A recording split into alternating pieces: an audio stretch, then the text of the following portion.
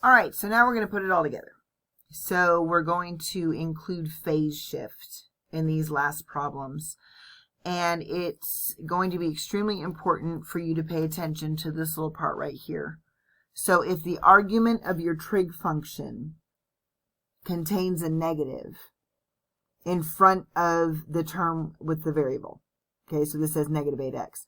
What you're going to need to do is factor out that negative, because remember, all these little bits and pieces have specific jobs. So this is an x-axis reflection, okay? This is the amplitude. This is a y-axis reflection, okay? And then from there, we're going to figure out the period, which is going to be 2 pi over 8, okay, which is going to be pi over 4. And then the phase shift, what we're going to do is change the sign when this comes out. So if you'll remember from algebra, if, for instance, if I'm going to take f of x equals x minus 2 squared, okay? This is a parabola, but I shifted it 2 units to the right. Okay, so do opposite of what you think you should do. So this one, I'm going to change the sign to a positive 3 over 8. And that's going to be my phase shift. So our textbook uses a different, and I think I already told you this, I'm having deja vu. Our textbook uses omega and phi instead of b's and c's. Okay, so the coefficient on x is going to be, I refer to it as b, or omega. And then this value over here is going to be phi. So the ratio of phi to omega is going to be your phase shift. Just make sure you change the sign of whatever you pull out. Okay, so if I pull out a negative 3, that means I'm actually pulling out a positive 3. So the one place that we're going to trip up is going to be right here, where if I've got a negative on the inside. So for the first few, what I'm going to do is write it on the screen. Okay, it's just going to be easier. And then the last handful, we're actually going to be doing a ton of calculator work. And I'm only going to walk through one of those with you. Okay, and then the rest of them are going to follow the same pattern. But what we have is, for the graph of y equals a times the sine of the quantity of omega x minus phi, the number, or the ratio phi over omega, is called your phase shift. It's a horizontal shift. So I'm picking up the entire cycle and moving it to the left or the right. So you've got a phase shift, okay? Yay for me, that scared me. All right, so what is my amplitude? Find the amplitude, the period, and the phase shift of the function. Graph the function, be sure to label key points, show at least 2 periods. Well, it does all that for us with the exception of we've got to tell it what to do just like we did in the last sections. So I should know by now that the amplitude is 5. I'm dealing with a sinusoidal function, and my amplitude is 5. So I got that part. Well, now I want to know what the period is. So the period, let me zoom on this just a little bit, okay? The period, remember, is going to be 2 pi, because that's the period of sine. So I'm going to have 2 pi over the coefficient. So I've got 2 pi over 6, which reduces to pi over 3. So the period of this thing is 1/3 of a pi. So it completes a full cycle in a very skinny area. So it goes really fast, okay? So the period is going to be pi over 3. Oops, no, that's not right. Okay, pi over 3. And then I would like to know my phase shift. So my phase shift is going to be the ratio of, full screen flip, this ratio, so my constant, change his sign, so he's now a positive pi, over the coefficient here, so it's going to be pi over 6.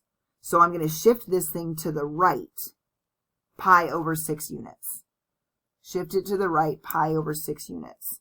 So my phase shift is pi over 6. Check that, and now we're going to graph the thing.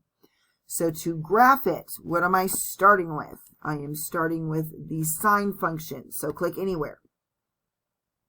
My amplitude is going to be 5. So I'm going to drag this thing over to 5. So notice he grows. My period is going to be pi over 3. So again, if you accidentally erase the pi, just type pi. So pi over 3. So now notice it's going to go really, really, really fast. Okay, so it's going to complete a full cycle from about 0 to about there. Okay, so hit enter. Ooh, look at that. Okay, and then my vertical shift, I don't have one, but my phase shift is pi over 6. So I'm going to pick this thing up, walk to the right pi over 6 units, and plop it back down. So I have that, and now I just shifted it. So that is the picture of that graph. So this, I mean, it goes really, really, really, really fast. So check that. Let's try a couple more. So I've got 6 cosine of 3x plus pi over 2. So I want to know, first of all, what is my amplitude? So let's get all the details first. So my amplitude is going to be 6. So amplitude is 6. So he'll be 6. What is my period? The period is going to be 2 pi divided by that coefficient. So I'll have 2 pi over 3 is the period. And then the phase shift is going to be the opposite sign on that number divided by this coefficient, which is 3. So when I do that, I get negative pi over 2 times, instead of 3 over 1, it's 1 over 3. So I get negative pi over 6. Negative pi over 6. All right, so what do I have? I got to remember all this stuff. 2 pi over 3 and negative pi over 6. So my amplitude is 6. Okay, it says congratulations. My period, if I remember right, was 2 pi over 3. Good job for me. My phase shift, if I remember right, was negative pi over 6. Is that right? Yes. All right. I forgot. Okay, so we're just going to plop this thing in here again. So what do? I grab cosine, plop anywhere, and it gives me my parent function. My amplitude is going to be 6. So drag that thing over to 6. The period is going to be 2 pi over 3. So I just need to slap an over 3 in there. Hit enter so it goes faster. I don't have a vertical shift, but I do have a phase shift of negative pi over 6. And now I'm going to hit save. And I'm going to graph that thing and be a happy clam. All right. So looking at this one, you can do this one. It's just you're going to drop it by 4 units. But now you know you've got an idea of what's going on. I want to find an interesting one. On this one, it's the same process. You just got a vertical shift up 4 units. And this is the one that I've been seeking. Okay, so I'm going to go ahead and do a screen snip on this thing. Actually, that was stupid. Hang on. X that out. I'm going to zoom in and then do a screen snip on this one so we can kind of see what I'm doing. All right, so why is this interesting? Because this time I'm leading off negative. So I have got to pull out that negative sign. And then just like we remembered last time, and I'm going to reiterate, we need to choose the x-axis reflection and the y-axis reflection first. Otherwise, it's going to change signs on us, like positive, negative, okay? So first thing I need to do is factor out that negative. So my new problem says this. Ooh, look, it's nice and pudgy. All right, so I've got a negative 5 times the sine of, and I'm going to factor out that negative, and that's going to leave me with a positive 2x minus pi over 2. So why am I doing that again? Because all these little bits and pieces have specific meanings. So this means I'm going to reflect across x. This means I'm going to reflect across y. This is my amplitude, and now I can get my period and my phase shift without getting messed up by that negative. So the process is still the same. I just need to factor out that negative first. So I know that my amplitude is 5. I'm going to write this stuff down so I don't mess it up. So my amplitude is 5. Okay. I need to know what the period of my function is. So I'm going to look at just this portion right here, not the negative. Okay, so the period is going to be, well, it's supposed to be 2 pi, and I'm going to put it over 2, which means the period is 1 pi. Okay, now I need to do my phase shift. So my phase shift, I'm going to pull this out and change the sign. So it is a positive pi over 2. And I'm going to divide it by that coefficient, which is 2.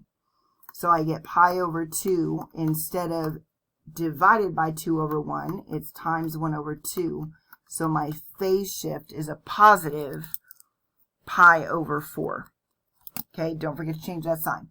All right, so x out of here. And then what I have is, what is my amplitude? He is 5. Very good. He is not negative 5. What is the period? The period was pi. Okay. What is my phase shift? My phase shift is positive pi over 4. And now I'm going to graph this thing. So here's what I'm screaming about. First thing I'm going to do is I'm going to plot the sine curve. So plot the sine curve. And now the next thing I'm going to do is I'm going to go ahead and reflect. So I reflect it across x and I reflect it across y.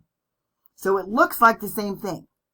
Okay, it really does, but it's going to be affected by when I change everything else. It looks like nothing happened because I reflected it twice. But, all right, so here we go. What is my amplitude? My amplitude is going to be 5. Just make sure and do those reflections first. Otherwise, when you enter the period and the phase shift, or I'm sorry, the phase shift, it's going to freak out and it's going to change signs on you and you'll get it wrong. So what was my period? My period was 1 pi.